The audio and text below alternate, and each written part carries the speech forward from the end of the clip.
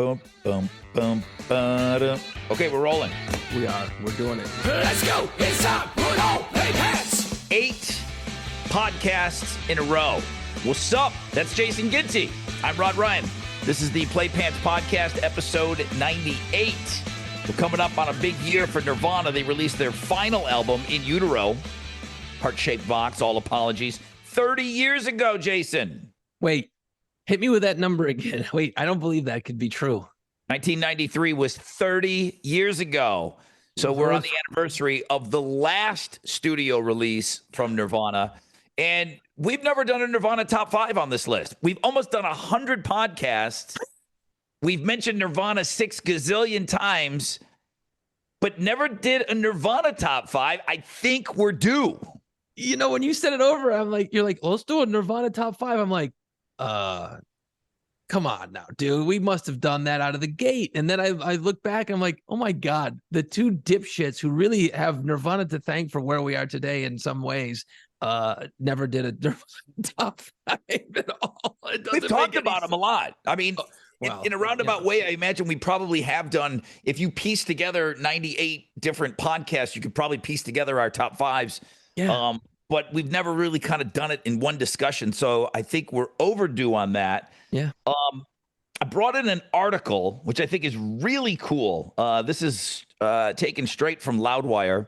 And I want to do a little thing with you and see if they got it right. And we're just going to focus on the 80s. I know that's even longer ago. That's, dude, 40 years ago. We're going back 40 years now. Okay, we're going to go to the 80s. So what they did is they picked the artist that was the biggest artist of that year.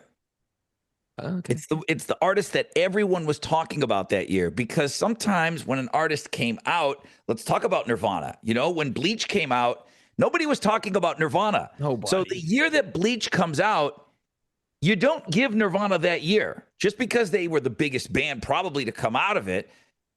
But the year that it came out, no one was talking about Nirvana. So they will not be mentioned on the year that Bleach comes out. They'll get a mention on the year, but they won't be the biggest act. You'll see how it goes. It's actually pretty interesting. So I'm looking forward to getting into that. And then I just wanted to say that football is kind of awesome again. I know last week I was pretty down on football, but the Bills came back with a win, and things are going well for the Saints. Yeah, no, it's cool. It's it's in like there's a lot of other games I'm kind of like keying in on, and we've talked about this before. There's just a lot of cool storylines around the league that, 2 weeks in, you're like, okay, but I think some shit's gonna shake out here pretty soon. Last week, Rod, we did our top 5 favorite videos of all time, which, you know what? After we did it, I was like, yeah, mine suck. Because then I started digging, looking at other people's. I'm like, see, this is what's fun about this, is because in the moment I thought those were my favorite. But now I'm like looking at some of these, like our good friend Francis. God damn it, Francis is so good at this. You know what? He kills us every time. Like, I'm like, fuck, his are way better than mine. Every time I go, son of a bitch, man. His top videos, Cochise from Audio Slave. Think about when that song came out. That first song came out, and it was a punch in the face, and the video was a perfect companion. Think about this, okay? Chris Cornell is in rehab. The day they shoot that video, Chris Cornell gets picked up in a car from rehab. Whatever he's wearing that day, that's what he shows up in at the video. So think about how that video plays out. And Francis, you nailed it. And I don't know why I didn't talk about this, because it's one of my all-time favorite videos ever. The fireworks and everything. Chris Cornell shows up in the video, and he's up on the platform already. Mm-hmm. He doesn't have a band, does he? It's just Chris Cornell. You got Rage Against the Machine. They don't have a singer. They come in that fucking truck, and there's 3 guys ride up the elevator. It's 3 guys. They need a singer. So they go up on the roof. There's Chris. They start jamming. But true story, Chris was in rehab. So look how cool he looks in that video. That's just what he was wearing that day. Okay? They maybe did a little bit of hair, a little bit of makeup, but that's it. There was he didn't talk to the guys. They just said, be here at this time, and we're going to do this. And that was it. He shows up, and they make one of the great videos of all time. And completely unscripted, at the end of the video, when it's over with, the band members come together and they all hug, completely not scripted at all. It's like, fuck yeah, we found our singer, and yeah, I found my band. So great. God damn, that video's great. I mean, that's what just goes to show you that being cool is just it's you can't fake it. He was just fucking cool. Oh, He's just cool. I could have been in wardrobe for a month and it wouldn't look that cool. Okay. He doesn't even have a wardrobe. He just shows up in the clothes he's wearing at rehab that day and films one of the greatest videos ever. So, Francis, you're the best. Cochise, Audio Slave. It's an incredible video. Yeah, that was his number one. Charles Taylor, honorable mention. Maroon 5, Sugar. I don't know if I've seen that one. I don't remember that. ZZ Top, Legs. Yeah, okay. I'll give him that one. Remember we talked about the ZZ Top throwing the key in the big fancy car. Yes. Queensryche, Silent Lucidity. I thought that was interesting. I'm trying to remember the video now. It wasn't like black and white and kind of sensitive. Shadowy. It's shadowy. Yeah. Noir. Think Police, Every Breath You Take. That kind of look. Yeah. Okay. Yeah, I get that one. I just never got into Queensryche. I can't get into them for some reason. There's certain things I kind of am okay with, but yeah, I don't know, something about it. Years ago, after Queensryche busted up or whatever they were doing, Jeff Tate, the singer, went out on a solo thing, did a solo album. And and this is where, once in a while you take a liberty in radio, you do one for you because you have the keys to the candy store. You can go and eat the candy sometimes. You know what I mean? So I get a phone call and I'm programming some shitty little station. It was like an alternative rock talk thing back in the day. And I get a call. They're like, and it's Jeff Tate's people. And they're like, hey, Jeff is in town in a week. We want to do an interview. Maybe he'll do an acoustic song. And I'm sitting there going, it's Jeff fucking Tate. Okay. This dude, arguably one of the better voices ever in rock. You can put him in the top. Great voice. In the top, And I'm like, and I was like, I don't ever want to play a song on the air. I don't ever want to really talk and put an interview on the air. But if I get to meet and hang out with Jeff Tate for 10 minutes and maybe he'll sing a song, yeah, come on in, guys. I'm cool. So I did the old, this one's for me. So Jeff Tate comes in, right? And he's just a fucking rock star. He's cool. He was super nice, totally cool. Of course, he wants you to play his new solo album that nobody was playing. And he's like, hey, man, I got a guy with me playing acoustic guitar. He goes, you want to do a song? And I go, in my programming mind, I'm going, absolutely not. No way. Never in a million years would I do this. And I go, yeah, let's do it. On the air. On the air. So we go to commercial break. We come back. All right, here's Jeff Tate with whatever the song was. And I got the guy playing the acoustic with a mic, and he's just playing the acoustic guitar. Jeff Tate, normally, and you've done this in the past where you've got the band. So during commercial break, you'll kind of do a little quick sound check. Get everybody like, okay, where's your microphone going to be? You kind of get a level. You run through part of a song. You're good. That when you go live, you don't look like an asshole. Or try not to. So Jeff Tate got the microphone that he's been speaking in right by his face, like you would, like we do right now. Okay. As he goes to sing, he takes 2 steps backward in the studio. He is literally 2 arm lengths away from the microphone. And I'm looking at him going, bro, where the fuck you going? And then he starts singing. He's so fucking loud and powerful, dude. Oh yeah, it's operatic. It's theatrical.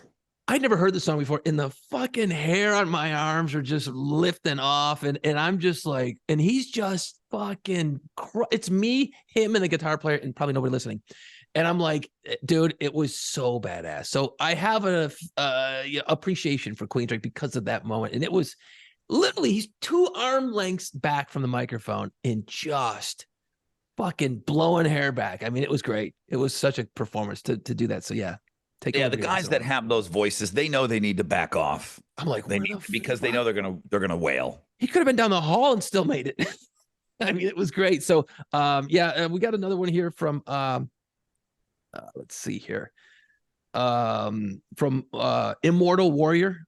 You're getting this off of our YouTube page. So this is from last week's podcast, episode 97. We were talking about our top 5 favorite music videos, and we just want to let you guys know we do look at our YouTube page to see your comments. Yeah, I'm looking right now. No, I'm kidding. We do look. Megadeth, Crush 'Em.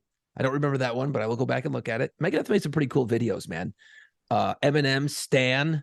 I don't know why we didn't mention that one. That was pretty That's, good. that's awesome.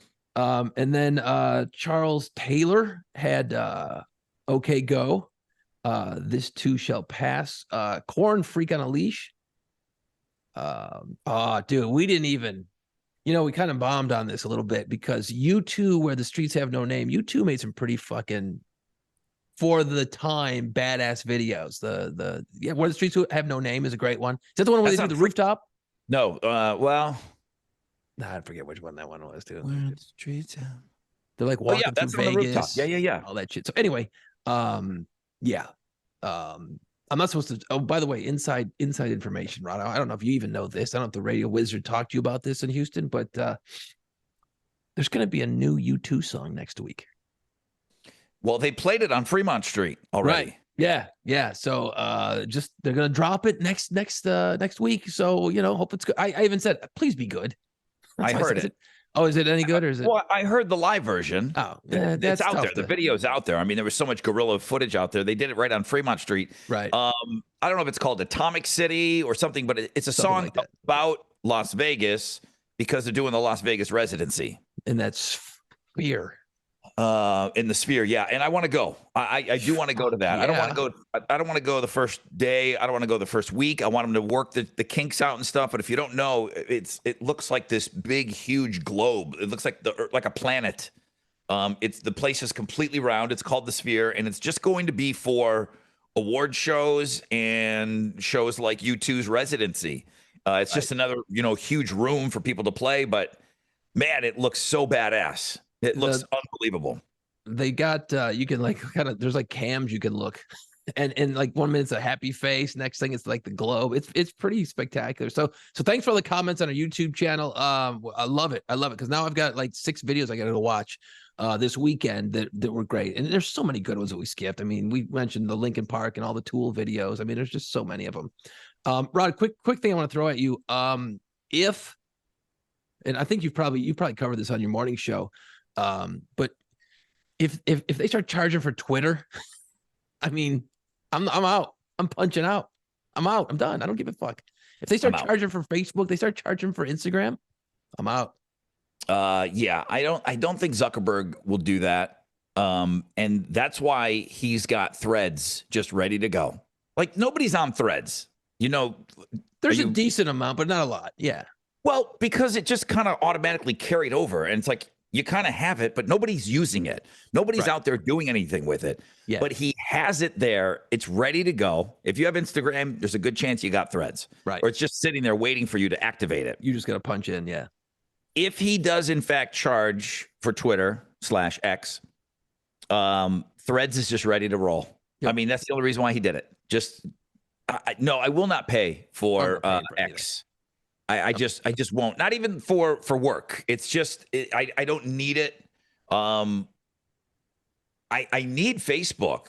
I do. I know it's like where grandma is, but believe it or not, most of my referrals, my bounce back from social media to the blog page is from Facebook. It's not even close. Nothing else even comes close. Yep. So Facebook is what I would keep.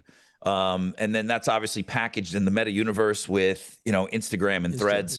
Right. I wouldn't pay for TikTok. I wouldn't pay for any of them. The one I probably would give a couple bucks to, and don't tell him, but shit, is probably Facebook. But I don't think he'll ever charge for it. They're making money. They've got ads. They've got revenue coming in. Elon Musk is throwing this up there as a Hail Mary. Yeah, Absolutely he's just throwing it around. Will not pay. No, I don't think so.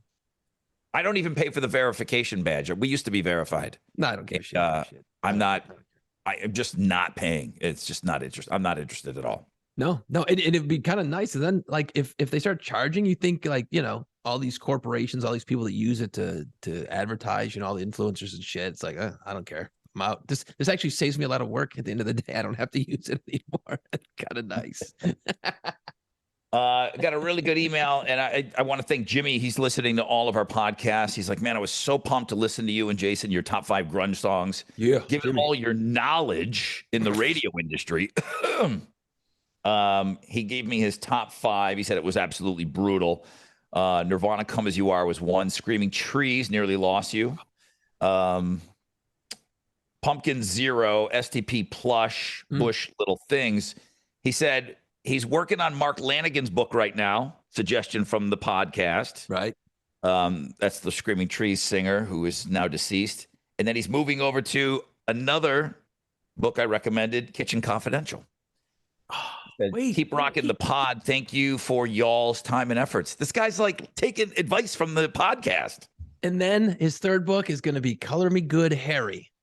Oh, yeah. Harry Styles coloring book. That'll be the third one. There's a lot of, you know what? We're better than Oprah right here. Oprah's got her little club. We got the Play Pants podcast book club. Actually, you know what? Probably wouldn't be a bad idea. Obviously, Harry Styles is the best book that we've ever recommended. He's got one coming out in October. He's got a real book coming out in October. I'm just a tease again, Rod. I'm in the know now. I know stuff, so we'll get to that. Are you digging into this new Queens of the Stone Age at all? We're playing the single that's out right now, Paper Machete. I like it. I don't love it, but I like it. We just announced they're coming. Are they coming to New Orleans? No, they're coming here. No, we just announced. I haven't listened to the new album yet, but just because they're coming, I'd been listening to a little Queens of the Stone Age. I'm so hot and cold on them. I can literally get rid of half the songs on every album. And I can take a 10-track album and I can tell you that like 5 of them, I don't want to hear. But 5 of them are really, really good. It's so weird how I'm hot and cold on that band. So I can't wait to listen to the new one. We're recording this on Wednesday, September 21st. Friday, Stain's album comes out. The 2 Stain songs. Did you watch the video? Yeah, I got a little bit excited last week, apparently, or something. I don't know, too much cocaine off the computer screen or something. I don't know what happened, but I said I would do like one of those reaction videos. Yeah, I was waiting for it. Yeah, I'm telling you right now, first of all, I didn't know how to do one of those, so I had to go research how to do one. And then I realized, how'd that go? Terrible. That's a lot of fucking work. And then I'm like, all right. And I'm like, well, I could do it. And then I just got sidetracked doing other shit. So I'm like, well, fuck, I better at least watch the damn video anyway, just so I can have something to talk about in case you bring it up, which you did. Then I watched the video and I'm like, yeah, I'm glad I didn't do a reaction video on that. It hits a little too close to home for me. It's brutal. It's dude, fucking wow. I'll be honest with you. I was surprised that you said you were going to do this. I said, do you know about this video and what's going on and the content of this video? Yeah. When you said you were going to do it, I said, I will have a fucking front row seat if he's going to pull this off, because that video is really emotional. And it deals with, it's a father and it's a son, and the father's dealing with Alzheimer's. And it's a tough one, man. I can't believe how many people have emailed me either, thanking me or, Rod, you bastard, for making me. I didn't make anybody do anything.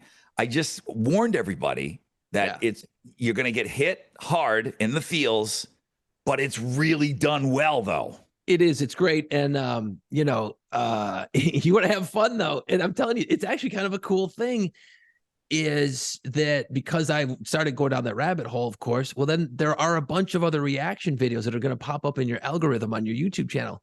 And there's all these like big, meaty dudes, like beards and like tough looking dudes. And they're just like, they're like, I can't believe this fucking song's making me cry, man. Like, there's these so we monsters. could be getting millions of hits right now, is what you're telling me. Yeah. All the big dudes, all the alphas are crying, and they're like, I can't fuck this guy. You know what I mean? But so then I went and I was like, okay, the video is giving me a reaction. So that's almost unfair way to judge just the song. So I went back and listened to the song straight up, and I'm like, damn, this is a good song.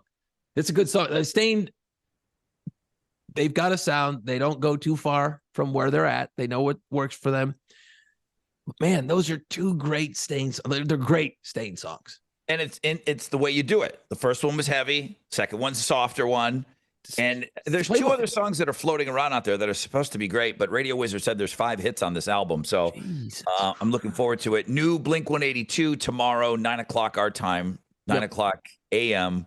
We're playing it. You're playing it at 9. You gonna get it right on? We got a different morning show, so I can't play it till 10. We're gonna play it. We're doing old school. Top, back in the day, you used to do top of every hour. World premiere, which is bullshit because everybody's playing it. But you got to take credit when you're in radio, in your market. So yeah, we'll be banging it top of every hour all day tomorrow because the song is good. The song is good. I want to get your thoughts after you listen to it. It's about the lyrics. Pay attention to the damn lyrics, dummy, because I know you don't. I don't, but they You did will. a good job. Blink did a good job of setting it up on their Instagram page. If you look at maybe their last post, it talks about the song and how they all came together. You know, Travis goes all the way back to getting in the plane crash, and how they didn't want to do music and the cancer and everything. So this is going to be another one that's going to be pretty emotional. And Hugely. they use the hook. You can hear the hook of the song playing in the video, so it's like a teaser, right? And you can tell it's a smash already. You said it was going to be great. It just from the little clip I heard on Instagram Reels, you can tell. It's going to be a smash. So great time for music right now. It's a great time for music right now. What we do, I mean, we're not always like the shiny new cool thing. And I feel like I'm feeling pretty shiny right now in alternative rock. Yeah, I think, again, in alternative rock and alternative radio really has a split. There's the cool kids out in LA, the West Coast, East Coast. They're going to play all the new shit. I mean, there's a guy who went to #1 on the alternative rock charts. I forget what his name is. That's how much I cared. I didn't play the song. I don't think you guys did either. And if you did, it was very little. Declan McKenna or something like that is his name. I don't know. Whatever. It's kind of a slow song. And but it's very pop. There's a lot of pop. And there's a split happening. And I think we talked about this before on the podcast. In the alternative world, where there's stations that are going a little more rock, like you in Houston and St. Louis and us in New Orleans. And there's a few others kind of going in that direction. And then there's like the pop guys. And for your city, if it's working, good for you. But I'm more of the let's play the Stains, let's play that, because I know New Orleans is about that shit, man, and I know Houston is obviously. So, you've got the Blink coming out, which, by the way, I don't think people understand what an incredible producer Travis Barker, the drummer, is. He produced the whole album, so it's gonna have maybe a little different sound. You know what I mean? And it's gonna he did all 17 tracks, which is new. And he sings a little bit on this song. Just saying. And then you've got to keep in mind, too, we're going to get some Pearl Jam at some point. We're going to get Green Day at some point.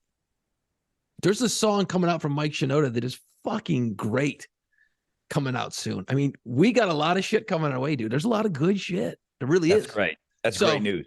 Then there's always going to be something out of left field. There's gonna be some weird shit. You're going, what the fuck is this? It happens every year. I wonder if Bush will put something out to go along with their greatest hits album. Sometimes how bands will throw in like a banger. I hope so. Get people talking about it. So maybe something from Bush. Maybe it's not just a greatest hits. Right. An extra song. Yeah. So it's a good time for our format. We kind of get left, at least with my company. All they care about is fucking Taylor Swift. Yeah. So it's good. And it helps that we're doing as well as we are. I know your ratings are on the rise over there in New Orleans. So absolutely. All this new music and good new music, right. It's only going to help. Yeah. It's good shit, dude. So I found an article that came out this week, and it was from Loudwire. And I don't go to that website quite as often. I probably go to Blabbermouth a little more. But this one really kind of caught my eye. And what they did is they dissected each year of the 80s. Mm-hmm.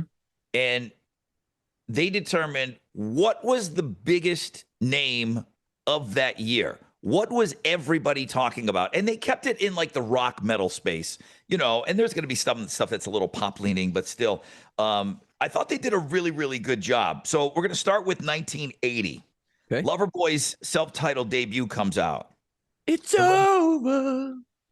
The Turn Me Loose was on that. I did like that song. I still like The that Kid song. Is Hot Tonight is on that first one, I think. The Red.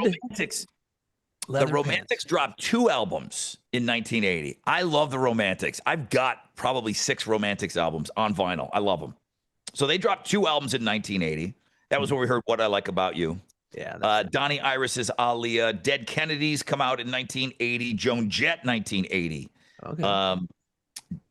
Diamond Head, which Metallica were huge fans. Am I Evil? Bryan Adams, In Excess, Billy Squier, Huey Lewis and the News, Psychedelic Furs. Now, Bryan Adams, In Excess, Billy Squier, they kind of snuck in on that 1980 where they weren't huge that year. They Right. gave the year to Ozzy Osbourne. That was the biggest thing of the year. They got that year right. Because what's out that year? It's Blizzard of Oz. Blizzard, right? Yeah. Okay. Yeah. Well, it's his debut. These are all debuts. So that means it's not, you can't have been around for a couple years and just had a great year that year. It's your debut year. Who had the biggest debut year?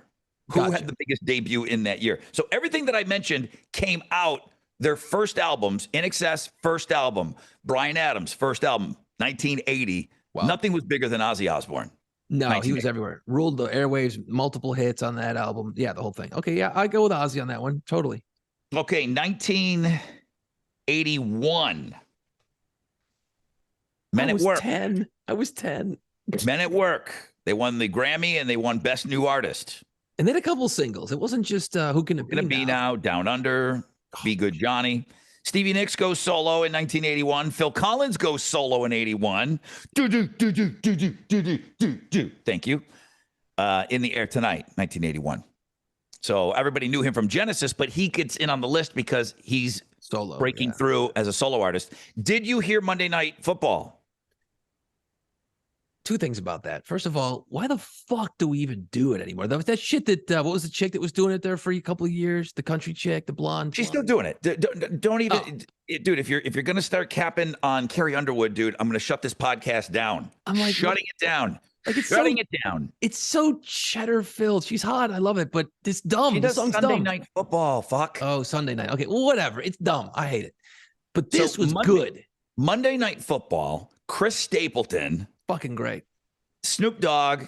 Listen, I know everybody loves Snoop Dogg, and I know why they did what they did, but He's not needed on the track. Okay, it could have just been Chris Stapleton, and it would have been fine. But the drummer, do. That's Lenny Kravitz's drummer. I thought so. I was like, wait a minute, that's Kravitz's drummer right there, and she's a badass. No, I thought that was cool as shit, man. I thought that was pretty neat.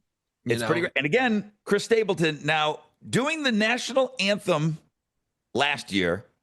They were doing White Horse week 1 in and out of breaks. Right. They were playing our song, my song. And then he just did the Monday Night Football song. Is there any question who's doing the fucking Super Bowl halftime show this year? Is there any question, Jason? You have a question? I don't have questions about that. I have a lot of other questions, but it's Chris Stapleton. It has to be. I would say it's him because then he can bust out, Jelly Roll can show up for a song and like they could do the cool country thing because country's really hot right now. And there's a lot of crossover on a lot of different genres with country. So, I think that would be the home run. I love it. I hope he says fuck you to everybody and just does it himself. I'm telling you, I'm on board. I am Chris Stapleton fan number 1 right now. I can live with that. So Phil Collins comes out with his solo album, Go-Go's, Stray Cats, Motley Crue. Don't forget, Motley Crue comes out in 1981. But nobody knew. Nobody knew, right? Nobody knew 81 Motley Crue. Come on.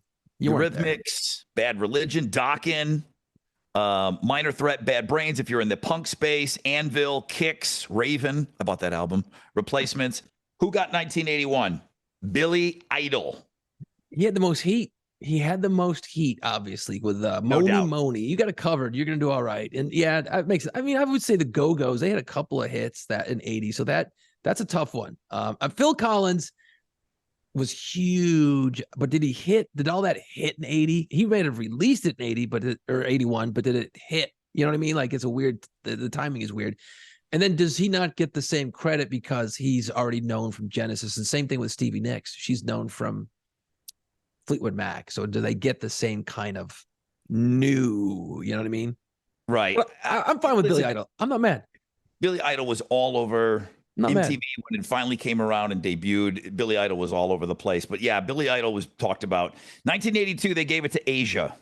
I was wearing an Asia t-shirt either last week or the week before podcast. They sell those?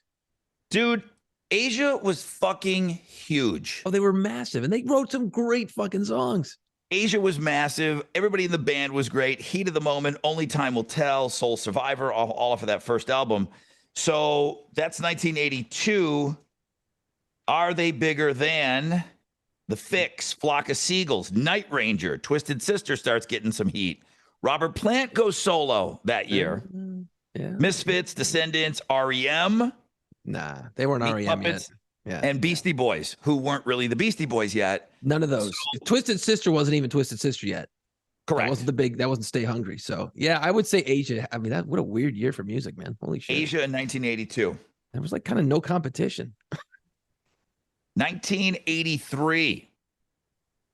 Look out. Metallica. Metallica's first album comes out in 1983, but Metallica, again, is not Metallica. Nobody You knows. don't know about it. Nobody knows. What are they, a Metal Blade or whatever album, whatever, that's that's the big four. Slayer also comes out that year. So when you look at like the thrash big four, Right. And then Anthrax and Megadeth are coming later on the list, but Metallica and Slayer come out in 1983. Queensryche, there's your boy, 83. King's X from Houston. Nice. Fastway, Lita Ford, Europe, Suicidal Tendencies, I love, The Smiths, Violent Femmes, Butthole Surfers, The Hooters, Jamestown, New York, 10,000 Maniacs? Yeah. I guess it's Western New York. I don't know if it's Jamestown, but yeah. I hope Natalie it's Merchant. Jameson, Jamestown. And then Stevie Ray Vaughan came out in 1983.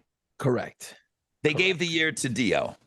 I would have to say probably Dio because he's got the pedigree of the Sabbath, the Rainbow, and Holy Diver. Holy shit, dude. There's so much great shit on there. But then Stevie Ray Vaughan's Texas Flood. Come on now. But I don't know if Stevie Ray Vaughan was Stevie Ray Vaughan in 83. Was he? Or did that shit hit later? That's the hard part with this. Did he have the hot heat on him? Was he in all the magazines? Was he on TikTok? You know what I mean? Like, No, was it he but that? Dio was everywhere. So yeah, I got to go Dio. Man, they're doing a pretty good job with this thing. Quick question. Yeah. I've always been a fair weather fan of King X. I like some of their shit. Why did they're one of those bands that kind of got caught in the wash somewhere, and they never kind of had that hit that broke them through to like bigger. You know what I mean? Like that's one of those weird bands that you just see that they're doing fine. They're living, they're making great music, but they never could get across the hump, All musicians love King's X. Correct. All musicians absolutely think that they're the shit. The players in the band, all three of them were unbelievable. Doug on bass and the singer. I mean, he was a fucking great singer. Oh God. Yeah. When I first moved here, he reached out to me. He said he was listening to the show. He was working out and stuff. So they're still living here. But yeah, Doug Pinnick. The guitar, the drums, they were all fucking virtuosos at their instruments. They wrote amazing songs. They just didn't write 3.5-minute verse, chorus, verse songs. They didn't write hits.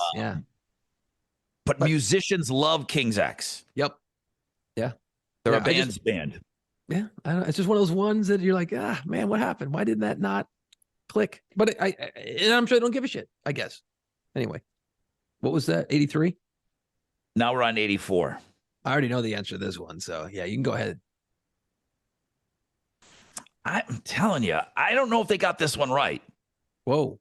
So here's this is who they didn't give it to. Anthrax debuts. Nobody know. So now you got 3 of the big 4. Yeah. Autograph, Turn Up the Radio. Massive. Yeah. To Hell with the Devil, remember? Striper, yeah. Christian metal. Wasp comes out. I love Wasp. Great White, the movie Spinal Tap, Honeymoon Suite, Canada, what up? Soul Asylum. Red Hot Chili Peppers come out, but we know this. Nobody knew anything about them in the first 3-4 albums. Nope. The Pogues come out. Oh wow. They give the year to Rat and don't give it to Bon Jovi. Bon Jovi came out of the gate pretty hot with She's a Little Runaway. That song was, but Rat, come on. You couldn't turn on any video program or MTV without seeing Round and Round. Milton Rat Berle, was in the whole thing. Rat, Round and Round. Yeah, Milton Berle, right, is in the video. Yep. That was in massive heavy, like Rat. That song was, I grew to not like it after like the video. I was like, all right. Even when I was in, whatever 84 was. The Bon Jovi I get, but Rat was just everywhere that year. Everywhere. Yeah, Rat was I'll tell you what, Rat. problem with Rat is, kids, They don't is get they're along. fucking so dysfunctional. Okay. Like the band themselves. If they would have stayed together, okay, hear me out. If they wouldn't have been dipshits, and when you're in a band and you're young, you're stupid, you're a bunch of assholes, and then somebody starts whining about shit and you think it's a big deal, and then you realize when you get older, God damn, it's not a big deal. If Rat would have held it together, we would have Rat right there with Motley Crue. Still not in the Rock and Roll Hall of Fame. No. But Rat's productivity. Go look at their albums. Go song for song. Look at what the Crew did. Rat's right there. But they they're not in that discussion because they're not, number one, they're not as famous. And they just broke up so often and they just couldn't keep it together. And for the most part, except for recently, Motley Crue stayed with the same four guys. With all the bullshit they had, for God's sakes, their lead singer killed somebody. They kept him in the band, you know? I mean, of course, they brought in John Corabi, but for the most part, the core four were there, and Rat just couldn't hold it together. We would view Rat as a little bit higher up, and they would be right at par with Motley Crue. Yeah, because they kind of get they could be at Motley Crue, but they're kind of lumped in with the hair. You know what I mean? Like from a there's a cheese factor because of all this bullshit they did. They needed They needed Doc McGee, the manager. They didn't have a good manager to hold it together because he held that. Motley Crue owes that dude a lot. They were idiots. They were idiots. Okay. Now, 84. Okay. When you talked about, well, maybe we shouldn't look at, Phil Collins, and maybe we shouldn't look at Stevie Nicks because they're so well known for their other bands. I don't care. In 1985, biggest debut and the biggest debut that people were talking about, David Lee Roth. End of discussion. It's over. Doesn't matter because that was so huge. He does Beach Boys and he does 2 cover songs, and the videos those videos made Rat's Overplay look stupid. Like Roth was on your TV constantly. But it wouldn't work because I don't know what kind of airplay that got. I couldn't tell you. I know California Girls did, but I don't know if Just a Gigolo got played on the radio. It got some videos, but the videos were played nonstop, and he would not have been the biggest artist of that year had MTV not launched yet. Right. It was the reason he was so huge was just based on the videos. Those songs are ridiculous, but the videos are so fucking great. They're so great of the time. I mean, they look dated now. If you're young piss pot listening to this podcast and you go back and you're like, oh man, don't tell me those videos are great. They were great. They were great. Yeah. Yeah. No, who else? Who's on the list for 85? Well, we finally we close out the big four of thrash. Megadeth debuts, White Lion, The Firm. Okay. All right. Remember The Firm? Radioactive. Yeah. Yeah. Paul Rogers on vocals, Jimmy Page, Tony Franklin on the fart bass. Power Station was another super group with Robert Palmer. That's the Fat Albert theme. It's also Radioactive. And What's Happening? Remember that one, Raj? No, that was We're gonna do top 5 TV theme songs. I think Cool Karen, she suggested that. Yes, we should do that. It's great. I already know the one that's gonna be number 1. So, all right, go ahead. So super groups. Yeah, you had The Firm came out that year. You had Power Station with Robert Palmer. Something like that. You had the Duran brothers, the Taylors, right? And then you had Tony Thompson on the drums. You had Mike and the Mechanics, which I think was kind of a super group. Yeah, that came out that year. It was part Genesis, right? Yeah. And I forgot where that singer was from. The Outfield comes out. And then alternative, you start getting college radio. Yep. You start to get some names that you heard of before. Dramarama, Jesus and Mary Chain, Love and Rockets, Sisters of Mercy, who I loved, Dead Milkmen. There was some college music is now starting to become a little bit more well known. Right. But so but it's the early undertones of, what we're going to eventually call alternative. Correct. Go back to 1985, 84, 85. Yep. So, yeah, I mean, the biggest thing in 1985 was David Lee Roth. All right, By here we a go. mile. Let me move this along. This is one. Yeah, they're right. I just don't agree with it because I just have such a disdain I know where you're for the going band with this. Poison. I cannot stand them. They're of the time. It's what was happening. Even when it was happening, I thought it was goofy shit. Yeah. I really did, man. I never, ever was on board with anything they did. Talk Dirty to Me, the dumbest song ever written. It's the worst piece of shit ever. Dumb. If I could, I would give the year to Cinderella, who I think is a rock blues band. Yep. I do. I think they're a rock blues band, but 1986 goes to Poison, and they were the biggest thing. Talk Dirty to Me was absolutely huge. Cinderella, Tesla comes out that year. Yeah, I love them immediately. Yeah. I love them. I remember hearing them the first time they got played on MTV, and I remember, holy shit, man, this is really, really good. Smithereens come out, Concrete Blonde. Here we go, some more college-y stuff. Yeah. Matthew Sweet, Screaming Trees come out that year. No. Nothing else. Georgia Satellites. Keep your hands to yourself. One dopey song, yeah. So you got to give 1986 kind of a shitty year. You got to give that to Poison. But I remember going out, and for whatever reason, I must have liked one of the songs on the album. I went out and bought the Poison? cassette. Yeah, I went out and bought the cassette, dude. And I'm like, okay, because I'd heard the songs on the radio. So I bought the cassette. I'm like, all right, Poison, I'm cool, man. I bought a cassette that everyone's got on the radio. All right.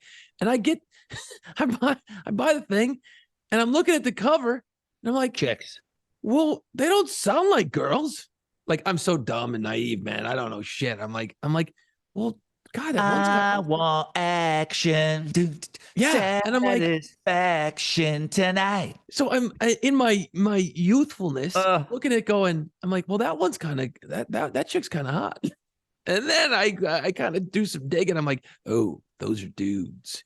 And Yeah, dude. That kind of rocked my world a little bit in '86. I was a young buck at the time and still trying to figure things out in life. And I was like, oh, makeup, got it. Okay, freaking me In out. my best Jason Ginty voice, did you cry tough when you listened to it? Sorry. You know, I really just wanted action, bro. I just right. wanted action. 1987. Do we even have to go through this? I mean, Guns N' Roses. Guns N' Done. Roses hits. Done. They don't hit immediately, though. It It's does not take a until minute. MTV. It's not until MTV starts playing Welcome to the Jungle, but it's still in that year they owned 1987. Yeah, I mean, And then they owned 88 and 89. Yeah, but but they were the biggest thing. That when they came out, they were the biggest thing. Once MTV picked up the video. Go down the list. What's kind of bubbling alternative? Was there anything in that year? Because that's where things start to heat. That's when REM starts heating up a little bit. There's other things happening. They weren't new at that time because they were back a few years before. But Well, I mean, we know from listening to this show, Soundgarden also debuts that right, year. which nobody knows. Nobody knows, but Jane's Addiction comes out that year. But it's that weird live album. That again, you know, And where they do the Stones cover, and I went back and retroactively bought that album, but I didn't know it. I didn't know Jane's Addiction until because technically it's their debut, so that's why they're lumped into 87. Right. The only thing that would really, I mean, Lou Gramm, I think, has a solo record. I know you don't like these guys once they come out of big bands, except for DLR. Well, that's fair. But he did have a pretty big solo career. Lou Gramm was kind of a big deal. Yep. Richard Marx debuts that year. Oh, that's true. Yeah. Okay. Richard Marx had a couple years. He had some hits, man. He was He everywhere. was That kind of mullet. like the Billy Squire of pop rock. Fair. Yeah. Because Billy Squire was rock, Yeah. Yeah. poppy leaning rock, but Richard Marx was pop. Oh, but totally. pop, Yeah. but not today's pop. It would be more pop on. Okay. So he debuts. Should have known better. Don't mean nothing. Man, what a shit year for music outside of Guns N' Roses. Robbie Robertson, he was in a pretty big band. He goes solo. And then again, with the college thing, 1987, we're not calling it alternative. We're not doing any of that. We're not in college yet. I'm still in high school. But here's what's bubbling under. Soundgarden comes out. Pixies come out. Jane's Addiction. Henry Rollins. Okay. White Zombie comes out that year. Wow. Faster Pussycat comes out that year. More Really? of the glam, yeah. And then I had to go look this up. Goo Goo Dolls, 1987. 87. Wow. Jed, right? Was that their first album? No, Goo Goo Dolls. Goo Goo Dolls was first. Oh yeah, album. the self-titled. Okay, yeah. Wow. Jed was second. Second. Gotcha. Raw. That's Yeah. raw. It's awesome because Robbie's singing all of it. Robbie is the great. lead singer. Robbie Takak, the bass player, is the lead singer of the Goo Goo Dolls when they come out. Like you talk about a band. I mean, I realize bands evolve and mutate and have changed, but when you really think about how that band just completely changed and Yep. good on them for making it change to the way it did. But wow, when you think about that story, that's pretty cool, man. Yeah, 87 was kind of a shit year, dude. Except for Guns. Except for Guns N' Roses. And maybe that helped. There wasn't 88's not great either. 88's not great. Winger's self-titled album comes out. That's where you get 17. Miles Away. Yeah. Bullet Boys comes out. Smooth Up in You. Yeah. Well, that's nice. Vixen, the all-girl rock band. That's the one you were probably looking for when you bought Poison. Yeah, I got the wrong one. Kingdom Come, Brittany Fox, LA Guns. I mean, 1988, we are just at peak glam metal. We're just peak shit. But then you got Danzig, Melissa Etheridge, Jeff Healey Band. Again, you got to squeeze in a Canadian artist here and there. Sure do. Jeff Healey was fucking great. Guys, the movie Roadhouse, he's the house band. All right? Brilliant. He's blind. Mm-hmm. He plays the guitar like Stevie Ray Vaughan, okay? Yep. Like Stevie Ray Vaughan. Had that sound. That's what he sounds like blues-wise, but he plays it flat on his lap, and he plays it like one of those country steel guitars. Yeah. Everyone, please, go look up the song Can You See the Light, okay? Because he couldn't because he was blind. Can you see the light? And it's fucking insane how great it is. And then what's the cover? Roadhouse Blues in the movie? He does Roadhouse Blues, yeah. And then he had that song that hit the drippy, Angel Eyes or something like that, or Angel Eyes. Yeah. Which was a great song too, man. You know what else he couldn't see? Come on, you couldn't see that girl's titties when she did that dance on the stage in Roadhouse either. Couldn't see that. Like he's just sitting up there looking around. Well, not looking around. Whatever. This is terrible, by the way. We're so canceled. Dalton got her down though. He did, because Dalton. I mean, you want some good life advice? You pay attention to Roadhouse. Dalton will get you straight, dude. Yeah, 80. What was he? 80? 1988. They give the year to Living Color. You know what? This is where I'm going to disagree. I love Living Color, but Winger was way bigger. They were all over MTV. All those hits, the Miles Away, the Pretty Boys. I mean, Winger was bigger. I'm sorry. It was so shocking that Living Color was a black hard rock band. It was such a big deal. I've heard them, talking, and they've talked recently with everything going on with Jan Winter, the Rolling Stone guy that said stupid shit. Dumbass. Living Color wants to be in the Rock and Roll Hall of Fame, and I'm sorry, they're a one-hit wonder. Yeah. They broke down barriers and things, but with one song, I'm sorry, it's a one-hit wonder to me. Had they done more, a couple more songs, then yes, I'd be all right. I'll never forget the first time I saw him. I think I remember hearing the song going, holy shit, what a great song. Cult of Personality. Amazing. What an amazing, and the guitar and the whole thing. And I'm like, this is unbelievable. And then I watched him on Saturday Night Live and I went, still one of the best Saturday Night Live performances from a band. It's got to be up there top 10. And I'm like, what? Wait, if they would have followed it up with 3 and 4 songs, not Open Letter to a Landlord and stuff. I mean, it's okay. It's okay. Stuff. It's just not great. It wasn't great. And then there wasn't a second and a third album that you can sit here and talk about hits. Well, Rod, I love those albums. Okay, but who else loves them? Not that many people. No, not that many. Yeah, you need more than that. They're a one-hit wonder. I do love them, though. I mean, Vernon Reed's fucking guitar solo on that damn song, Cult of Personality. It's just, here, I'm going to show you what I can do. And he just fucking played as fast as he could, and it was great. Yeah, no, it's spectacular. The whole song, he's just ripping through the whole thing. So yeah, no, but I gotta go Winger on that one, man. I gotta go Winger. Sorry, I gotta disagree. Last one, and I think maybe, 1989, Jason Ginty. Yeah, Nine Inch Nails.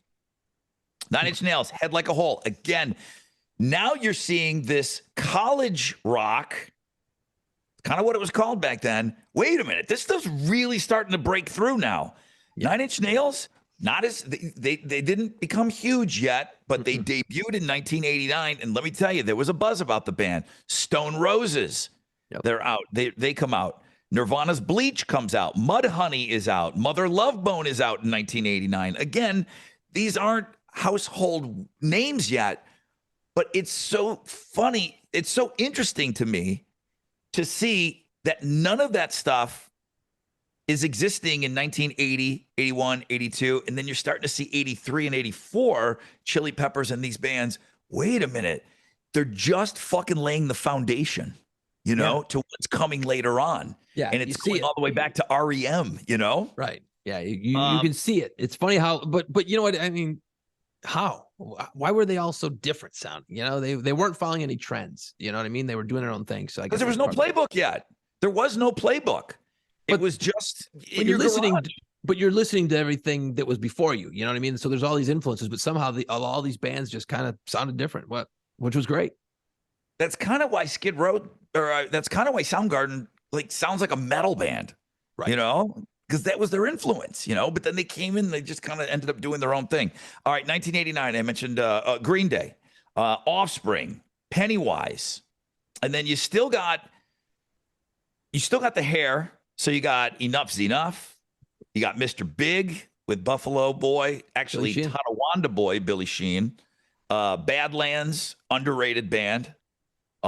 Dangerous Toys, Dream Theater. And then I guess more on the college side, Lenny Kravitz. Yeah. They give the year to Skid Row.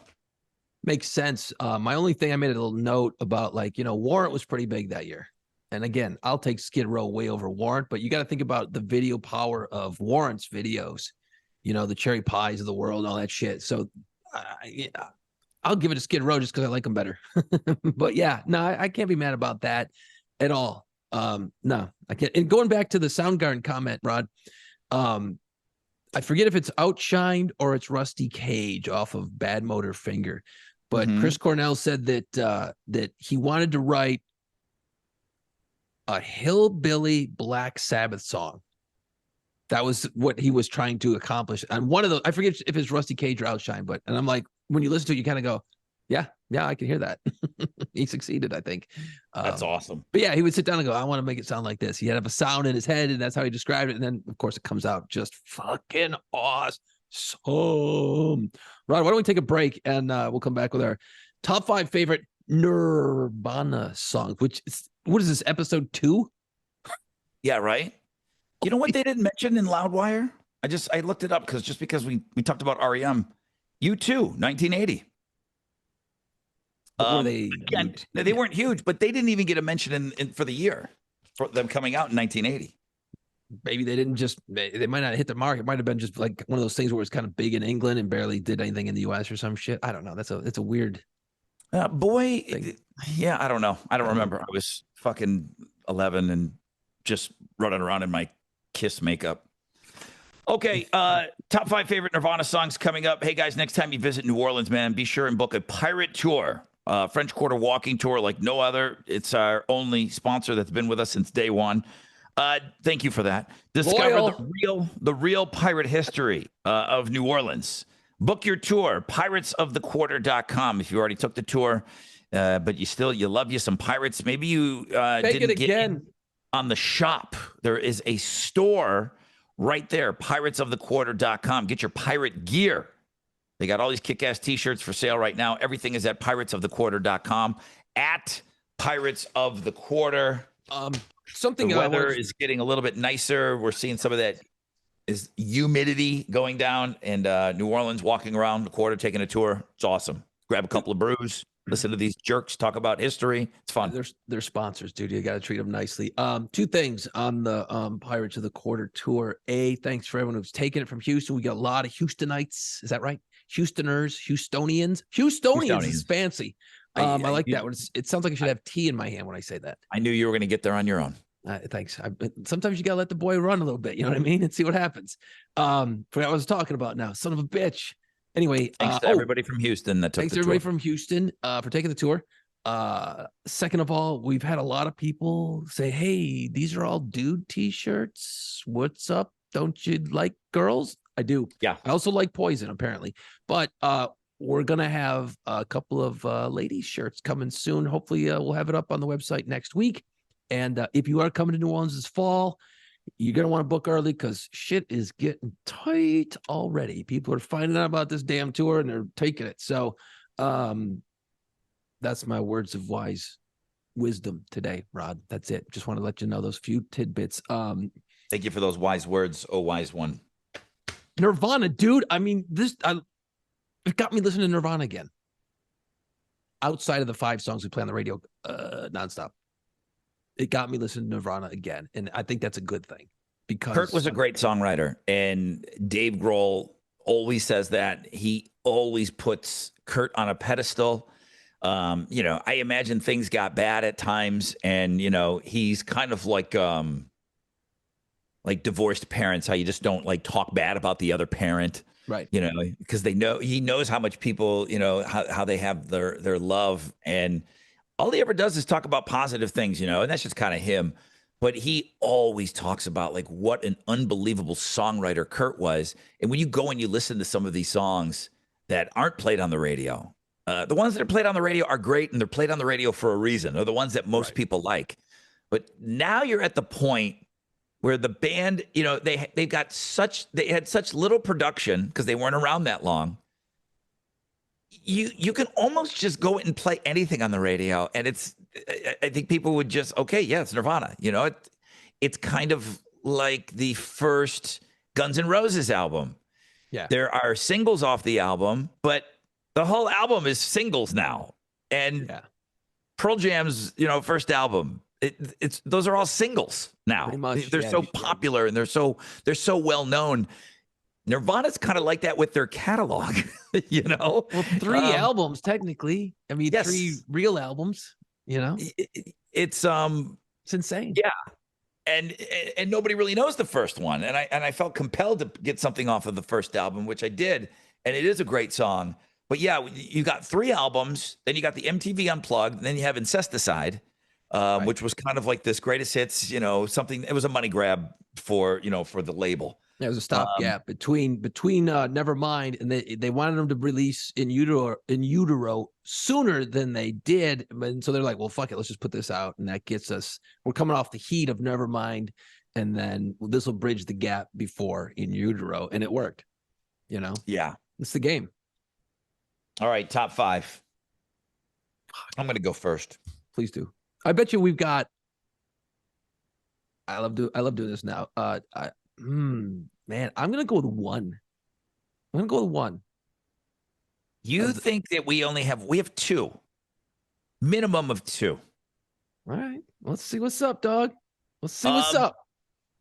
Everyone knows this song, but if you listen to Kurt on the Unplugged in New York, he said, "This one's off our first album. Nobody knows it," and it's so weird because it's a time capsule. Right. It's like, Kurt, everybody fucking knows that song now, About a Girl. Yeah. Go back and listen to the Bleach version of that song. I love it. Just, he's a great songwriter, what I was just saying. And it's evident on that first album. Of course, Nirvana and Nevermind is what blew him open, but you got to go back and you got to pay your respects and you got to go listen to Bleach. And it's the album that Dave Grohl fell in love with the band. And he even said, that was my dream job, to be asked to be in this band. He thought Bleach was the best thing he's ever heard before. Right. So if Dave Grohl thought it was that good, then has everybody gone back and listened to that? About a Girl from Bleach is in at my number 5. I just, I wanted to spread things out a little bit. Right. In at number 4, I remember when the song came into the radio station, we were in Buffalo. You Know You're Right. And it was a song that they found. And it made me so happy because it was recorded after Heart-Shaped Box or after In Utero. And it really did sound like this is what Nirvana was going to sound like. Yeah. It just had a cool darkness to it. It was heavy. It was classic Kurt with his voice, and it was angsty. You know, you're right. I don't know if it's like the songwriting and everything, if it's the best song, but for me, it was so exciting, and I was hoping that there was going to be a bunch more. And then Dave came in and kind of shit on that and said, "Oh yeah, I forgot we did that one, but that's it. Don't think there's going to be like 100 more songs. That's it. That's all we did." That song is so great, and it's frustrating to me because goddamn, they just and nobody thinks that Nirvana would have been around. No, you know, had Kurt been alive, that's it. Solo, he'd be doing some. You know, he'd be in a coffee shop somewhere, you know, singing with an acoustic guitar. Or he would have formed a band with Michael Stipe. But that song, it's fucking a rocker. It's great. It's absolutely That's great. my number 4. My number 3 is Heart-Shaped Box. I just thought, coming off of such a huge album, the second album, I still sometimes slip and call it the debut. But coming in that strong, Heart-Shaped Box is amazing. The visually, the video is amazing. Everything about it. The song is unbelievable, and it's about Courtney Love's filthy crotch. Number 2, Come As You Are. Yeah. And number 1, my all-time favorite Nirvana song, which I think should be played on the radio, Breed. Yes. It's the most rockin' Nirvana song. It doesn't have to be your favorite, but I will fight you. It is the most rockin' Nirvana song. There's nothing that even comes close. But it rocks, but it's still palatable. It's yes. Oh yeah. Because he's singing, but it's a fucking face melter. You remember? God, and he's so talented, and I hope he comes back with something really big. But Aaron Jones. Yes, he's got. Did you listen to him at all? He was from Seattle. Yeah. Dude, Lenny Kravitz, and it's like, okay, I get it. He's black. You got to go with the black guy. Lenny Kravitz and Nirvana. Boom. Those buses hit, and you get Aaron Jones. Yeah, true. Right on. So we're watching Aaron Jones. He's playing a buzz fest, and I'm sitting. I got Alex with me. And I hear, dun, dun, dun, dun, dun, dun, dun, and I look over, and I'm like, it's taking me a minute.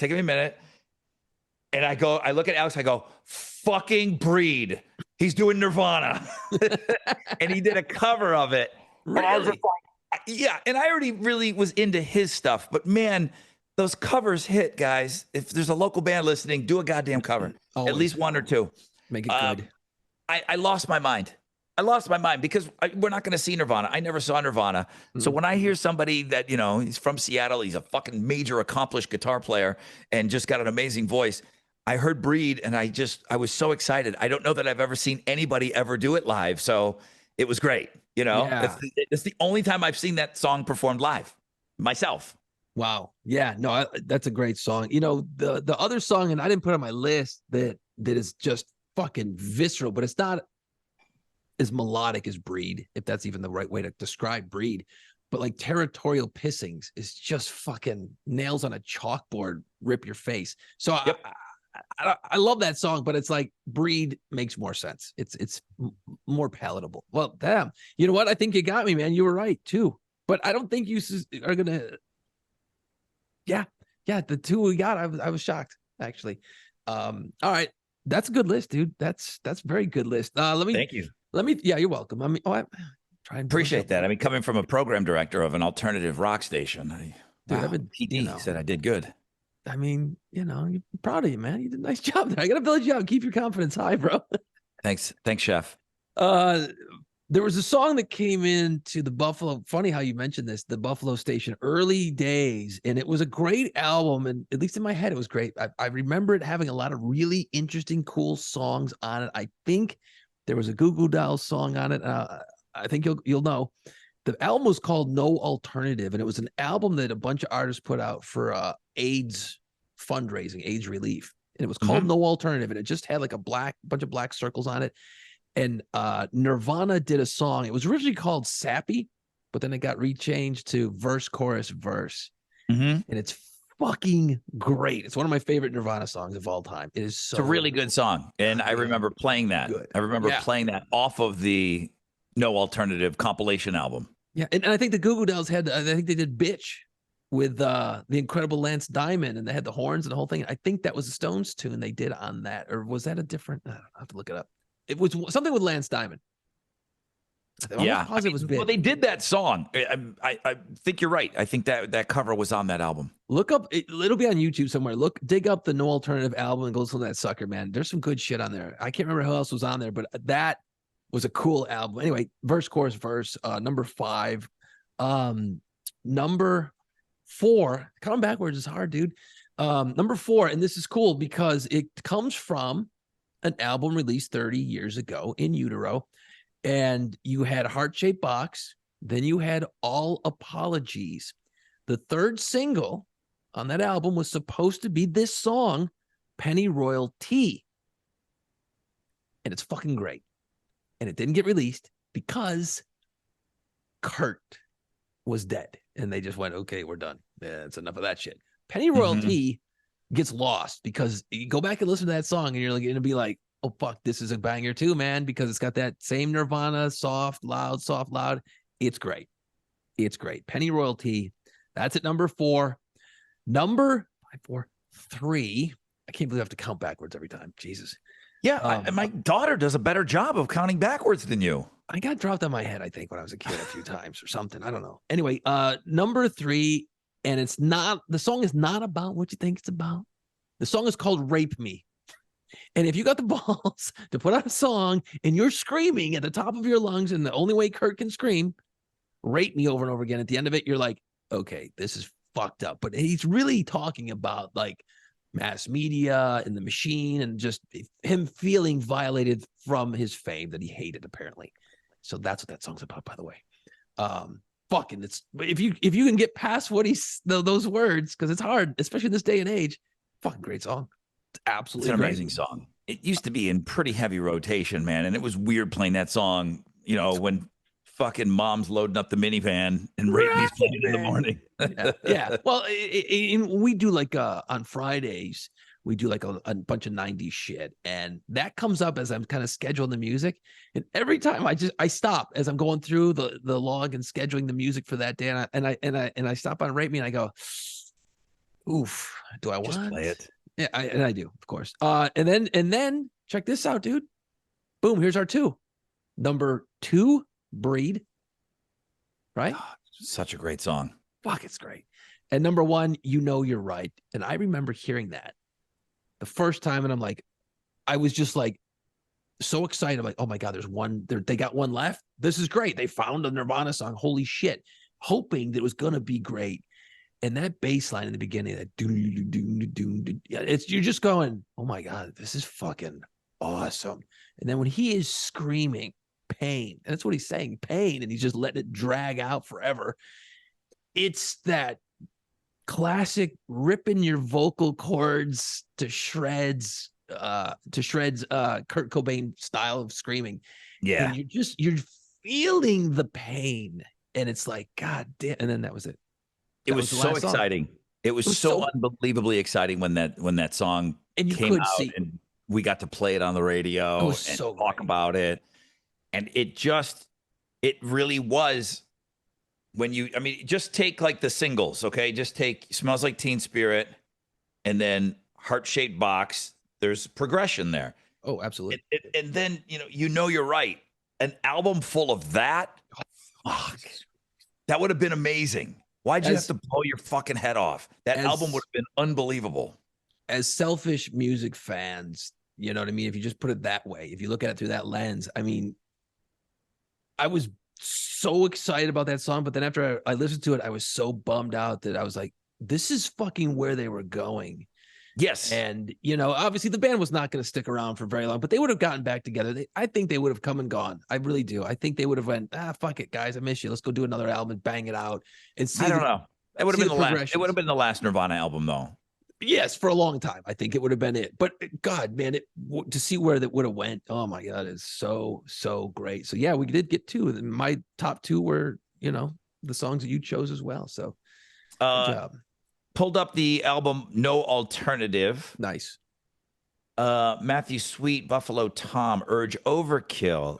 Again, these were all like throwaway tracks from these bands, that they just kind of donated to the album, whatever they had extra laying around. You were right on the Goo Goo Dolls with the incredible Lance Diamond. They did a cover of Bitch. Nice. Billy Corgan, Smashing Pumpkins, Bob Mould, Sarah McLachlan. Soundgarden is on there with a song called Show Me. I don't remember that song. I have the album. Uncle Tupelo is on there. Beastie Boys, The Breeders, Patti Smith, Nirvana, verse, chorus, verse. Yeah.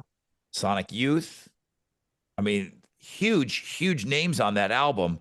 I remember listening to it, and I remember it being full of, okay, yeah, these are things that weren't good enough to make their albums, Correct.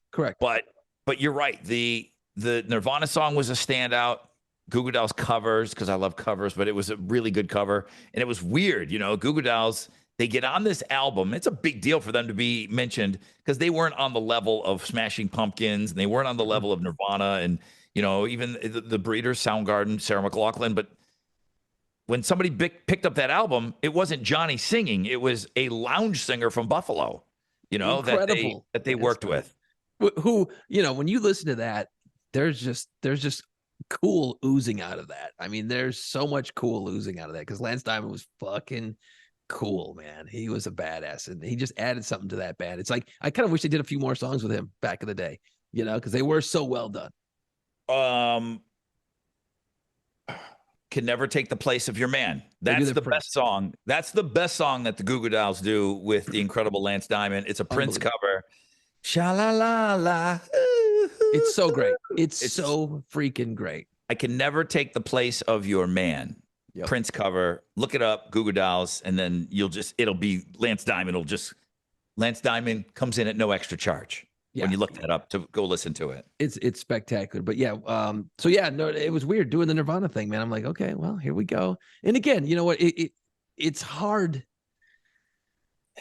for what I do and what you do for a living. It's like I'm not putting Lithium on there. Is it a great song? You bet your ass it is. I'm not putting.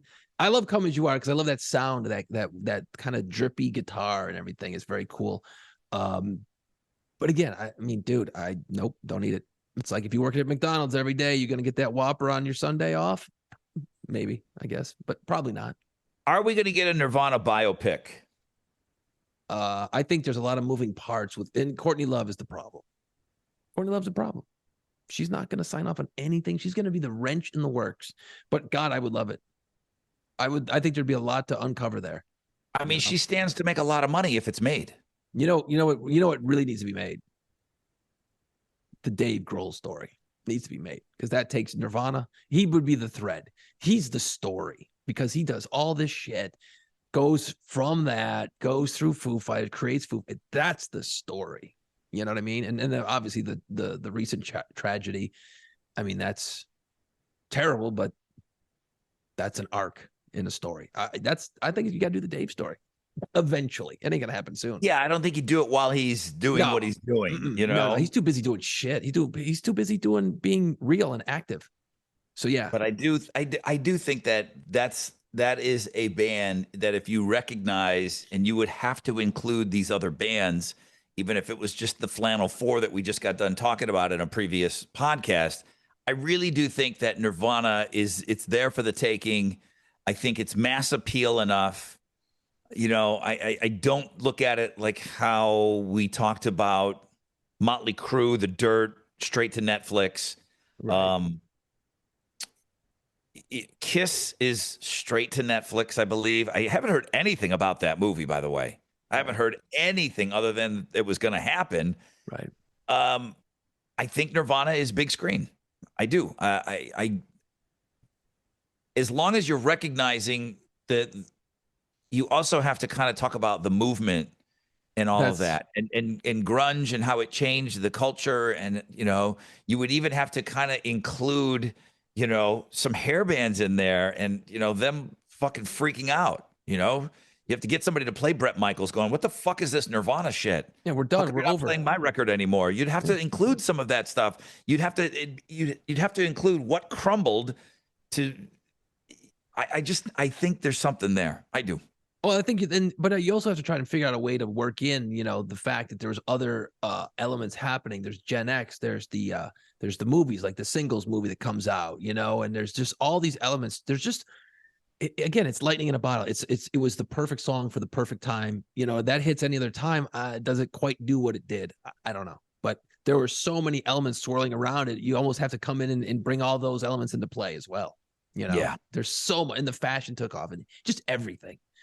Well, you know how it ends. So the movie kind of ends dark, Yeah. Ends a little dark. I mean, everybody knew how the Elvis movie was going to end. Yeah, it didn't end well. Let's just say it wasn't a happy ending. So, well, the Rod Ryan Show presents the Boobs Rock Golf Tournament October 18th at Wildcat Golf Club. This is coming up pretty soon, man. You look, I get it. You're going to drink a bunch of beers. You're going to go out there and do dumb shit. But between now and October 18th, if you've already got your foursome, go out and swing the wrenches. Go to the driving range once. That way you don't look like a complete horse's ass out there. Okay, go swing those dusty ass clubs between now and October 18th. Now, unfortunately for you, the foursomes are sold out, but they're looking for whole sponsors, auction items, volunteers. You got something. You got a biz. Get in touch with these guys. All the money is going to go to the Rod Ryan Show Cares Foundation, Boobs Rock Fund to support breast cancer research at MD Anderson in Houston. Also, this is cool. The Boobs Rock Car Show is Saturday, October 7th. Okay, you got a busy October, dude. It's not too late to enter your wheels for this. All sorts of cash and prizes. Everything you need to know is on the world famous Rod Ryan Show page at thebuzz.com. Yeah, fuck, dude, you ain't doing nothing but working all October. Apparently, that's what you're going to be doing. You're going to be working, but working. Okay, I'm doing air quotes in case you're not watching this on the YouTube channel. That's working at the car show. You're gonna be working. Are you even bringing clubs? No, I don't bring clubs anymore. No, dude, we used to do all those golf tournaments, and me and you'd be like, "Oh, I got my clubs. Me too." We go, and we get out there, and I'm like, "Did you use it?" Nah, fuck no. I just drank. I bother. I don't even. Yeah, I don't even pretend anymore. I don't bring the clubs. I just walk around and hang out with everybody, and it's my job just to go around and make sure everybody's having a good time, and Absolutely. that's it. What's funny is years later, I got invited to like a legit golf tournament, right? Like I didn't know what a legit golf tournament was, like the scramble, what do they call it? The shotgun start or whatever it is, right? Mm-hmm. And I'm thinking I've cruised up and I'm like, oh yeah, this is gonna be great. There's beers everywhere. It's gonna be fucking crazy. Because the radio ones we used to do were pretty fucking legal. They were great. Yeah, they were great. And I show up, I'm like, all right, here we go. And then we golfed. It was weird. I didn't quite understand what was going on. I was so I was so off in a other direction. And then when I had to actually legit golf and shit, I'm like, oh, well, what the hell is this? I thought we were just gonna see strippers and have fun. God.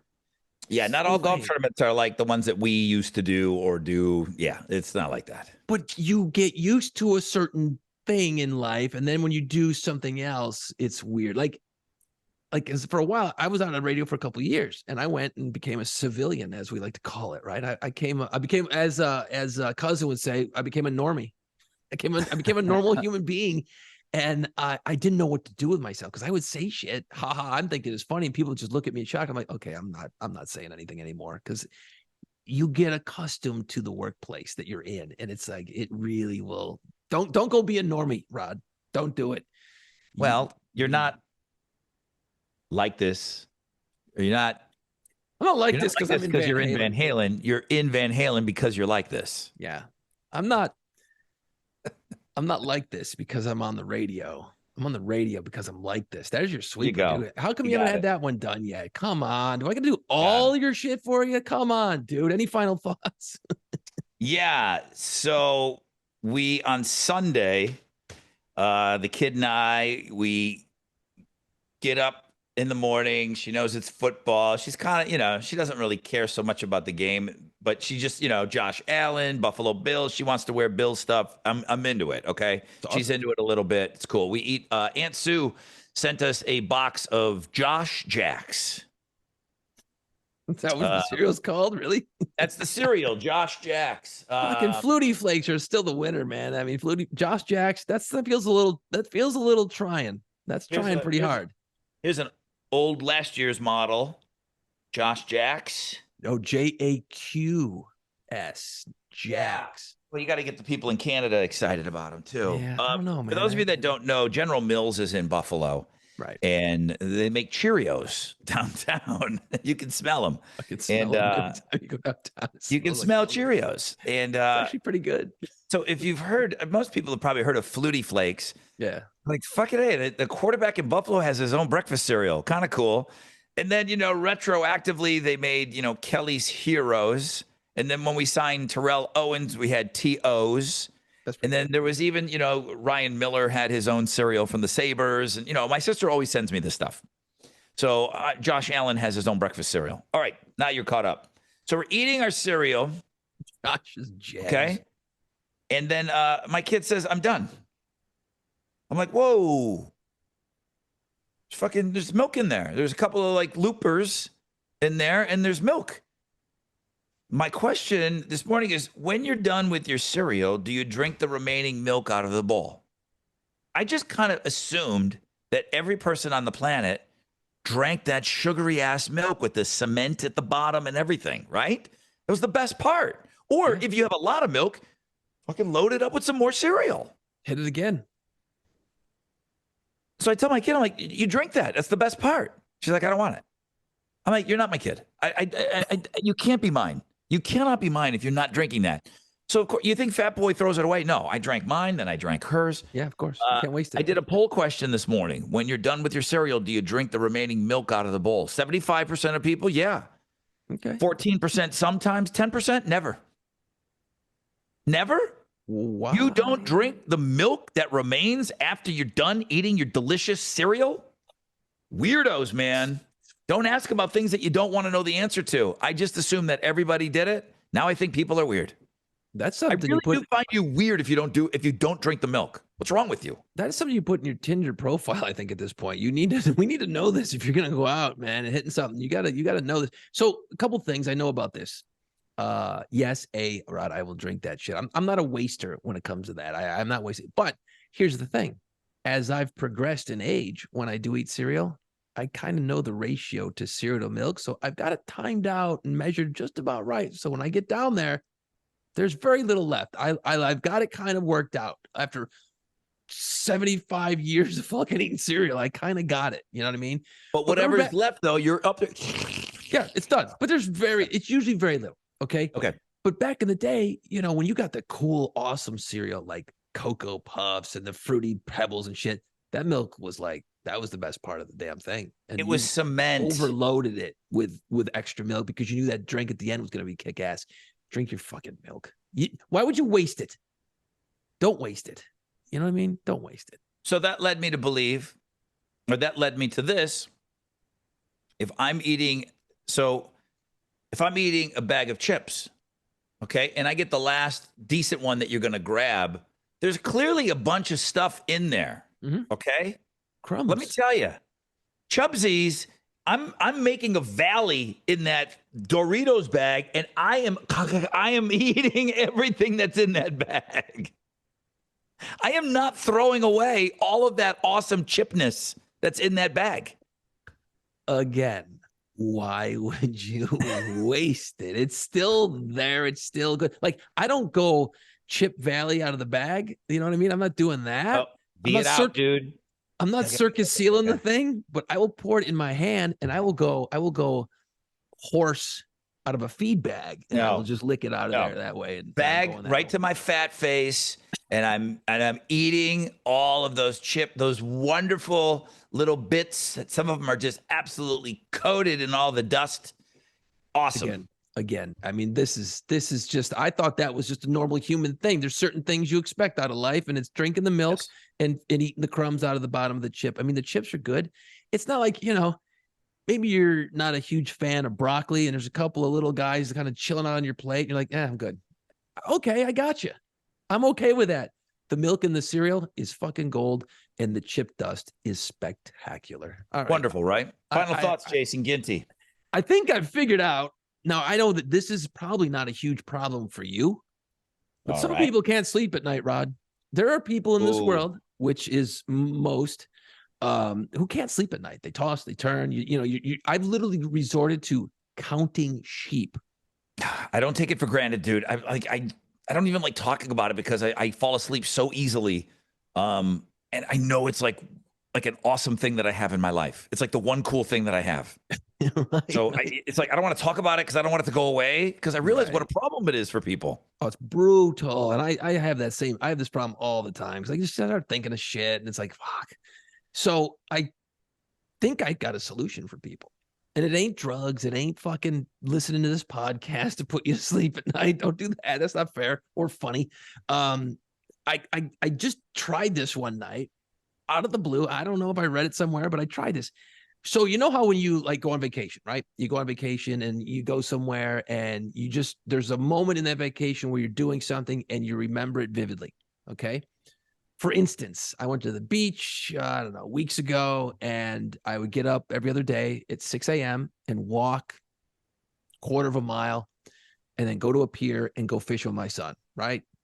But it's 6 a.m., there's nobody out, it's quiet, and so what I did was, because I enjoyed that walk so much, I tried to recreate That doesn't the work. walk. No, visually in my mind, All I'm right. recreating. So, and I'm doing it from stepping out of the bed. I'm like, okay, the lamp was blue. And I'm trying to throw I'm trying to really focus on the details and like, okay. And then I would go and I'd grab a cup of coffee. I'd grab the cooler, grab the fishing poles, out the door, down the elevator, bam, bam, bam, bam, bam. And oh yeah, this had the dog walking lady was there every morning. And I'm painting the picture. I've yet to get to the pier. Like I have yet to get to the pier. I fall asleep. Like I don't know why it works for you. It works. I don't even get out of the building hardly. Fuck. If it works, it works. Dude, but it's got to be something you like. You got to pick out something that you can remember and as you start building it in your mind, you'll start seeing the color of the floor, the wallpaper, oh, there's the Eiffel Tower in the distance or wherever you were on vacation or whatever. Recreate it vividly and you won't get to your destination, man. You'll be knocked right out. It works. I don't know why. Like if I walked myself through the prom 1987, the Bito Paris, Niagara Falls Boulevard, the vibrating bed, Yeah. the Bartles and James that we were drinking. You think if I walk myself through all of that, I'll fall asleep before the fun stuff happened? Yeah, because you're getting out of the station wagon and you're like, fuck. And you're like, damn it. And then you go parking lot and you remember like fixing the cuff on your shirt. Like you really got to go detail heavy. Yeah. And really force yourself to paint the picture. Like look around. You won't get out of the fucking bed hardly. I thought I was very detailed with my Bartles and James reference. I don't know, man, but it's worked. I've yet to even get close to the pier and fish on my journey that I tried to create. And man, it works every time. I'm like, okay, take the walk. And I just start taking the walk and boom, gone, done. Out. If it was a problem for me to fall asleep, I would no longer be weed curious. I would be partaking in weed. Okay. If I would not be able to afford to not be able to fall asleep with the little amount of sleep that I get. Right. Yeah. I'm not crying and whining about it. I'm just saying this is what I chose to do. But I mean, I get that 6 hours every day. If it was a problem, I'd be weed's #1 customer. Right. I really would. There's no question about it. So you have to be. Whether it's coming and, and I've got some gummies here and stuff and, they're nighttime gummies but it's legal stuff. It's not like the good stuff. I don't know what it is. We've gone down this road before. We don't know what the fuck it is. Yeah, we don't. But if I'm freaking out, it's like, boom, I'll take one of these gummies. I'm like, okay, I'll go to sleep. Great. So let me throw this at you. And I know we're trying to wrap up. You know what? We should just start the podcast here and then just get rid of the rest of the shit. But so in the last 2 months, I've had a lot of different conversations with a lot of different people, right? As you would in life. But the same thing has come up a few times. Like anything seems to work in cycles. So I'm talking to a buddy of mine from years ago, and we're just telling stories and stuff. He goes, yeah, back in my cocaine days, and blah, blah, blah, blah, blah, blah. Tell some story, bad things. And I went, oh, okay. And okay, whatever. You did blow back in the day, whatever. You're young. Who gives a shit? Do your thing. Another, like a week and a half later, I'm talking to a guy in the record business. And of course, those guys, and he goes, yeah, he goes, back when I was doing blow, and I'm like, okay, well, that's a second one. And then I had like 5 or 6 people over the course of like 6 weeks do the back when I was doing blow, back when I was doing cocaine. And I'm thinking to myself, I must have missed it because I don't have those reference points. I don't have the, back when I was doing blow. I don't have those stories either. But it's like so many of them kept coming up, and I'm like, motherfuck, I missed out on the blow. I was only really around it a couple of times, to be honest with you. I mean, it just wasn't always around. Which I'm glad I wasn't around it that much. But the times that I was around it, it's just like, nah, no way. The only thing that I did is somebody must have been cutting up some shit on my drums, or I'm like one of my drum cases back in the day. So it was in my van, and there was some residue on it. So there was some cocaine residue. I don't think I've ever shared this with you, but there was. You remember? And I don't really have any reference. I don't really know how to do coke or anything like that. But I know that Scarface, after he got done doing it, then he'd like rub some on his fucking teeth. Yeah, like apparently it numbs your gums or some shit. I guess it helps. Dude, so there was a little bit on there, and I just like, fuck it. And I rubbed it on my teeth, and I felt like a monkey face. Like I felt like Planet of the Apes, like my mouth was in front of my face. Honest to God, like I didn't get high at all, but the numbing qualities and the numbing properties of it, just that little bit, I felt like I don't know how else to put it. Like I had like a dog nose or something. Like my mouth was extended away from my face. You had a snout. Like it happened almost instantly. Wow. That's insane. It's like this. I got it like this. I rub it on my gums, and all of a sudden, my fucking face grew. Like the American Werewolf in London. It's exactly what it felt like. If you know the reference, you know the reference. You know the scene. It's Pinocchio face, man. It just grew. It happened. That's the only time. So I guess if you want to say, did you ever do blow? I'd like, no, but not really. Yeah. I rubbed some on my gums once, and I felt like a monkey head. I can't imagine snarfing that shit then. Can you imagine? Oh my God, no wonder people do it. But yeah, I thought it was paws off me, you damn dirty ape. Yeah. So that's my back in my blow days. Back in my cocaine monkey face days. The German Shepherd of North Tonawanda. Yeah, dude. Honest to God, it really did. It's like I could feel it growing. Yeah. Apparently, there's a lot of people out there with back in the days of when I was doing blow stories. I just was kind of like blown away that it kind of hit me a bunch of times in a short period of time. It's like, okay, I obviously missed a train somewhere along the road. Yeah. So, yeah. I wasn't around it. I wasn't interested. No. I have no desire. Didn't care. Didn't want to do it. All right. Well, guys, thanks so much for checking this podcast out, man. We would appreciate you subscribing. I did catch a couple of you subscribing, so maybe we need to kind of say that throughout the podcast. That was another, like, I made a note right here, mention subscribe during the podcast. Don't wait till the fucking very end when nobody's listening. So the subscriptions are cool. Sign up to get notifications so that you know when it drops. So when Jason uploads it in the middle of the night, boom, you'll have it there. It'll be on your phone in the morning. So subscribing is huge. Top 5 Nirvana songs. You guys have been killing it with your top 5s. Your top 5s are so much better than ours.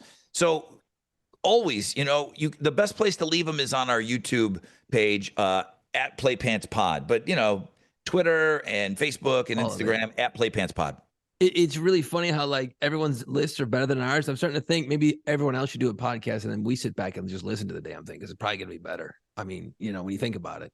Yeah, you guys should just do podcasts and we'll just, whatever you're doing your top 5s on, we'll just add ours to yours. But you got, in all fairness, you know how when like there's someone says something, but then you can come up with a million ideas. It is a little bit easier once someone's already kind of laid out some groundwork. I'm just saying. I love the suggestions. And by the way, that guy that gave me his grunge list, he said, you guys have not done a top 5 Smashing Pumpkins song list yet. What? Well, I think I got a couple of, we come up with a TV show theme songs would be a good one. And the Smashing Pumpkins, I love that idea. Here's what I'm going to almost demand. I'm going to demand that they're broken out 70s, 80s, 90s. for TV. Yeah, there's It's nothing just, after there's too that. much, man. I mean, even like with the videos, that was when that idea was kind of introduced to me. We really could have done, 80s and 90s, Yeah. and really, done a real service to videos with a top 5 from each decade. And I think with TV, you'd almost. I mean, if my all-time TV shows, I mean, like Game of Thrones is a TV show, right? Yes, I think that counts. Yeah. So like you're gonna have that and Sanford and Son on the same fucking list. I mean, It's those are possible. the same. You're telling me those are both television shows, right? Yeah, The Love Boat and and Beretta? Breaking Bad. Yeah, right. Columbo and Game of Thrones, Knight Rider and I know, man. Knight Rider and The Wire. Those are TV shows, right? Doo-doo. Yeah, maybe not Knight Rider. So what I'm saying is, there's no way that you're gonna put the fucking Brady Bunch and Game of Thrones on the same goddamn list. We would have to do 70s, 80s, and then today, like 90s up until today. Yeah, I think that I'd be, or 80s, 70s, 80s, and then I would even be okay with 90s up till today. Yeah, I think that's fair because after that, it's the TV theme kind of fall apart. You know what I mean?